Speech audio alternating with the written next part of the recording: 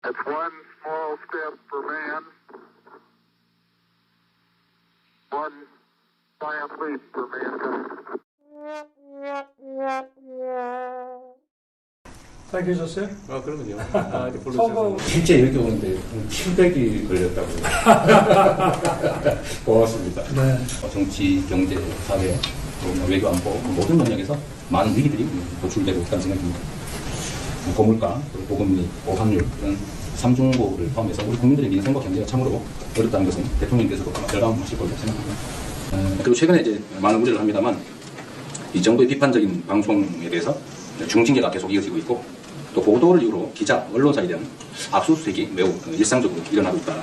그래서 우리 국민들께서도 혹시 말 한마디 잘못했다 이거 잡혀가는 거 아닐까 이런 걱정들을 하는 그런 세상이 됐습니다.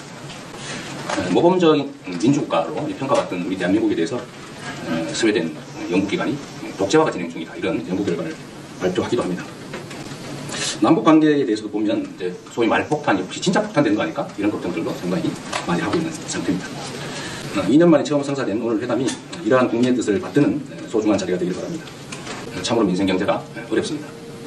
가뭄이 들면은 얕은 웅덩이부터 이렇게 말라가는 것처럼 모두가 어려운 상황이긴 하지만 이 중에서도 서민들, 또 소상공인, 자영업자, 골목이나 또 지방이 더 어렵습니다.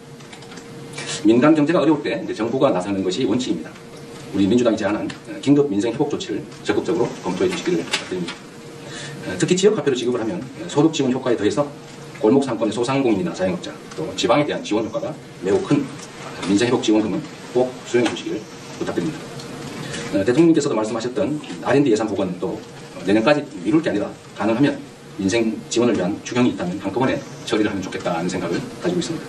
대통령께서 결단하셔서 시작한 의료개혁 정말로 중요한 국가적 과제입니다.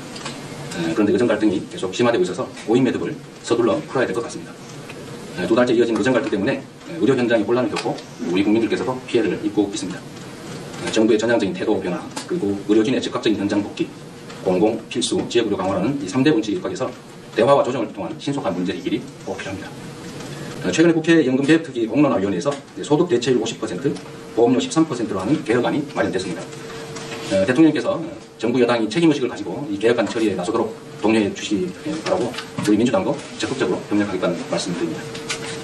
우리 대한민국은 대통령께서도 법률가이시고 하니까 너무 당연하게 알고 계시지만 상권 분립 국가입니다.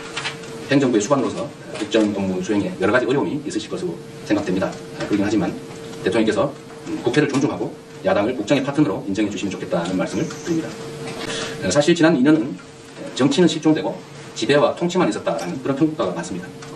특히 어렵게 통과된 법안들에 대해서 우리 민주당 입장에서 보면 과도한 거부권 행사, 또 입법권을 침해하는 시행령 통치, 인사청문회 무력화 같은 이런 조치들은 민주공화국의 양대 기둥이라고 할 삼권 분립, 그리고 법치주의를 위협하는 일일 수 있습니다. 입법부와 행정부는 견제와 균형 속에 국정을 함께 이끈 수레의 두 바퀴와 같습니다. 행정권력으로 국회와 야당을 혹여라도 굴복시키려고 하시면 성공적인 국정은 쉽지가 않을 것입니다. 국정기조 전환을 요구하는 총선의 민의를 존중해 주시면 좋겠습니다. 이태원 참사 특별법이나 특검법 등에 대한 거부권 행사에 대해서 유감 표명과 함께 향후 국회의 결정을 존중하겠다라는 약속을 해주시면 참으로 좋겠다는 생각이고 정중하게 요청드리는 바입니다. 국민의 생명과 안전을 지키는 것이 국가의 제1 책무입니다. 국가가 곧 국민입니다. 159명의 국민이 영문도 모른 채 죽어갔던 이태원 참사나 또 최혜병 순직 사건의 진상을 밝혀 그 책임을 묻고 또 재발 방지 대책을 강구하는 것은 국가의 가장 큰 책임이라고 생각합니다. 최혜병 특검법이나 또 이태원 참사 특별법을 적극적으로 수용해 주실 것을 요청드립니다. 그리고 이번 기회에 국정 운영에 큰 부담이 되고 있는 가족 등 주변 인사들의 여러 의혹들도 정리하고 넘어가시면 좋겠다는 생각입니다. 미래의 의제들이 또 중요한 것들이 몇 가지 있습니다. 우리는 현재 인구위기나 기후위기, 국제질서 재편이라고 하는 중요한 과제에 직면하고 있습니다. 이 중 하나라도 대처에 실패하면 우리의 미래는 없습니다. 저출생의 핵심 원인은 미래에 대한 불안이고 따라서 그 대책은 불안의 해소라고 하겠습니다. 그런데 파편적이고 부분적인 저출생 대책으로는 그 효과를 기대하기 어렵습니다. 국가 역량을 총동원해서 결혼, 출산, 양육, 보육, 취업을 아우르는 포괄적인 종합대책을 수립하고 적극적으로 추진할 필요가 있다고 생각됩니다. 기후위기 그리고 에너지 전환 시대를 맞이해서 재생에너지 정책의 일대 변화가 필요합니다. 재생에너지 부족 때문에 수출 기업들의 생산기지 해외 이전, 또 산업 경쟁력 추락이 매우 걱정됩니다. 재생에너지로 생산된 제품만 구매하겠다는 이런 세계적 추세에 맞춰서 전력수급 기본계획을 재생에너지 중심으로 재편해야 합니다. 불황기인 지금이 바로 에너지 고속도로와 같은 재생에너지 산업 기반 확충에 대대적으로 투자할 적기라고 생각됩니다. 한반도를 둘러싼 국제 정세 또한 기민하게 대응해야 합니다. 강력한 안보 체제 구축을 위한 노력 열심히 하고 계신 것 같습니다. 그에 더해서 한반도의 평화와 안정을 위한 대화와 협력에도 조금 더 관심 가져주시기를 당부드립니다.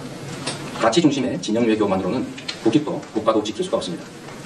국익 중심의 실용 외교로 전환을 검토해 주시기를 부탁드립니다. 독도, 과거사, 핵 오염수 같은 이런 대일 관계 문제에서 국민의 자긍심이 훼손되지 않도록 정부 차원의 적극적인 노력이 있으면 좋겠습니다. 대통령, 지금까지 제가 말씀드린 거 상당히 불편하실 수 있을 것 같습니다. 그렇긴 하지만 또 민심을 가감없이 전달하는 게 이 자리가 마련된 이유라고 생각합니다. 이념이 아니라 국민의 상식에 기반해서 국정을 운영하겠다. 잘못은 솔직히 고백하겠다. 국민 앞에 정직한 대통령이 되겠다. 당연히 기억하실 것으로 생각합니다만 우리 대통령님께서 당선 인사 기자회견에서 하신 말씀이십니다. 주장이나 정책은 서로 다를 뿐이지 틀린 것은 아닙니다. 다름을 인정하고 논쟁하며 합의점을 찾아가되 최종 판단은 결국 국민들의 몫일 것입니다. 발목 잡기가 아니라 선의의 경쟁으로 국민에게 편안함과 희망을 만들어드리면 좋겠습니다. 정치라고 하는 것이 추한 전쟁이 아니라 아름다운 경쟁일 수 있다는 것을 보여주시면 좋겠습니다. 상대를 죽이지 않고도 이길 수 있다는 것도 보여줄 수 있을 것입니다. 이어지는 비공개 자리에서도 더 생산적이고 미래지향적인 대화가 이어지기를 바랍니다.